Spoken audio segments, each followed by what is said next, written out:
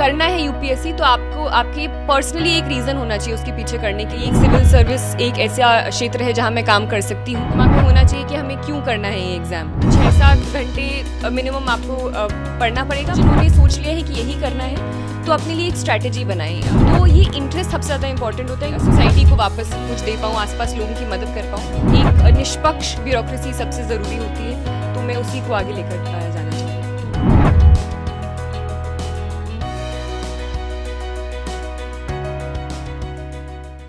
कहते हैं कि सफलता पाने के लिए कड़ी मेहनत, शिद्दत, जुनून और बहुत ज़्यादा तपस्या करने की ज़रूरत होती है, तब जाके कहीं आपको सफलता मिलती है। और ऐसा ही एक कारनामा श्रुति शर्मा जिन्होंने यूपीएससी टॉप किया है, उनसे बातचीत करते हैं। आखिर इसके पीछे सफलता का क्या राज है। मैम, पहले तो बहुत बहुत बधाई हो आपको। Thank you.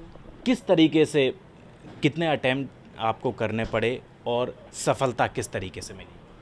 ये मेरा दूसरा अटैम्प्ट था। पहले अटैम्प्ट में मैं एक नंबर से इंटरव्यू कॉल मेरी रह गई थी और वही जो बाकी आईएएस एस्पिरेंट्स की जर्नी होती है।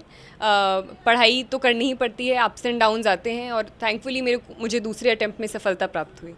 मैम, कई बार देखा गया है कि लोग 1, 2, 3, 4, 5 फिर कॉन्फिडेंस डाउन हो जाता है, लोग हार मान जाते हैं, गिव अप कर देते हैं।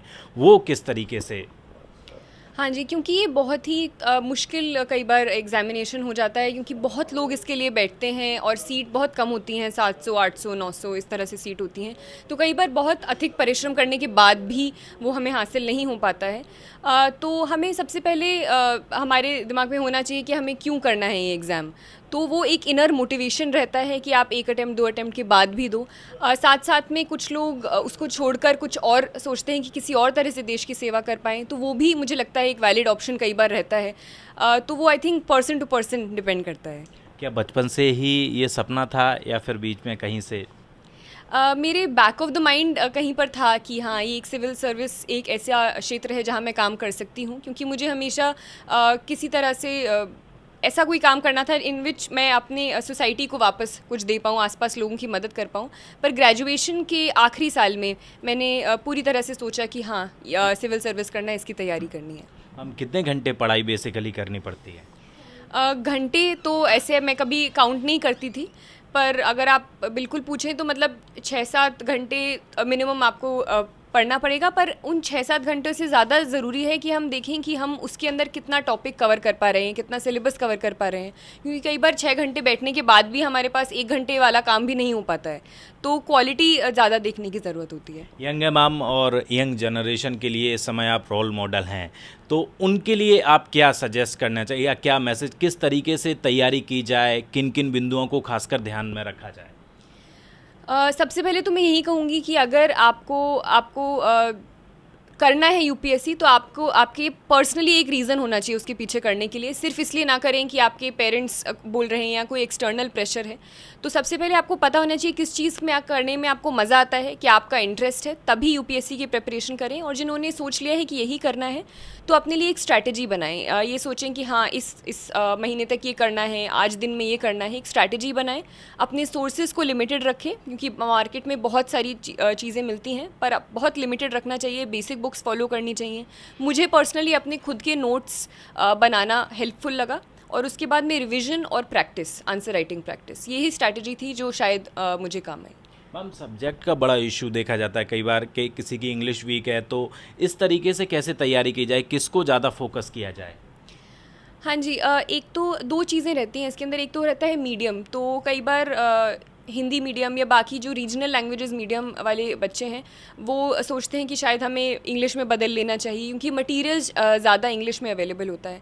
पर यूपीएससी ये फ्रीडम देता है कि आप अपनी सारी रीजनल लैंग्वेजेस में भी दे सकते हैं पेपर। तो मुझे लगता है कि अगर आपका उसी के साथ ईज़ है तो उसी में देना चाहिए। दूसरा है सब्जेक्ट ऑप्शनल वाला, जिसमें लोग सोचते हैं कि ये ज़्यादा स्कोरिंग है, वो ज़्यादा स्कोरिंग है। उसमें भी मुझे लगता है कि ऐसे लोग बोलते थे कि हिस्ट्री भी बहुत ज़्यादा स्कोरिंग नहीं है, पर मैंने हिस्ट्री लिया क्योंकि मेरा इंटरेस्ट था हिस्ट्री में। ऐसे लोग मैकेनिकल इंजीनियरिंग, फिज़िक्स ये लेकर भी अच्छे रैंक लाते हैं। तो ये इंटरेस्ट सबसे ज़्यादा इंपॉर्टेंट होता है, क्योंकि ऑप्शनल में आपको बहुत घंटे वही सब्जेक्ट पढ़ना होता है, और जब तक उसमें इंटरेस्ट नहीं होगा तो मार्क्स भी नहीं आएंगे। मैम, आईएएस ऑफिसर, उसके बाद आगे चल के कहीं ना कहीं डिस्ट्रिक्ट मजिस्ट्रेट, जैसे हमारी भाषा में कहते हैं ज़िले का मालिक, पॉलिटिकल प्रेशर कई बार ऐसा देखने को मिलता है, तो उसको किस तरीके से हैंडल करेंगी? हाँ जी, ये एक हमेशा से एक इशू रहा है ब्यूरोक्रेसी में भी कि पॉलिटिक्स और ब्यूरोक्रेसी को कैसे हैंडल करना है। होपफुली वो ऐसे मौके आएंगे और मैं अपना उसको बैलेंस कर पाऊँगी, वहाँ पर वो पॉलिटिकल प्रेशर्स को बैलेंस कर पाऊँगी, क्योंकि हमें हमेशा से सिखाया गया है कि एक निष्पक्ष ब्यूरोक्रेसी सबसे ज़रूरी होती है, तो मैं उसी को आगे लेकर जाना चाहूँगी। एक आखिरी सवाल मैम, घर परिवार में क्रेडिट किस को देना चाहेंगी? माता पिता का क्या सपोर्ट रहा? सबसे ज़्यादा सपोर्ट पेरेंट्स का और सभी घर वालों का रहा है। तो मम्मी पापा नानी भाई सभी लोगों ने हमेशा, कई बार वो जैसे ऊपर नीचे पढ़ाव आते हैं एग्जामिनेशन में, तो जब वो नीचे वाला पढ़ाव आता था तो एक इमोशनल सपोर्ट का हमेशा सोर्स रहे हैं पेरेंट्स। इनकरेजमेंट कि कुछ नहीं होता, कि अगर तुम अपनी पूरी तैयारी करो और जो भी होगा फिर देखा जाएगा, तो कभी वो एक प्रेशर वैसा वाला मुझे झेलना नहीं पड़ा। यही सबसे बड़ा सपोर्ट रहा है। आपके उज्जवल भविष्य के लिए बहुत बहुत शुभकामनाएं। कैमरा पर्सन चंदन के साथ दिल्ली से हृदय यादव, न्यूज़ पॉइंट।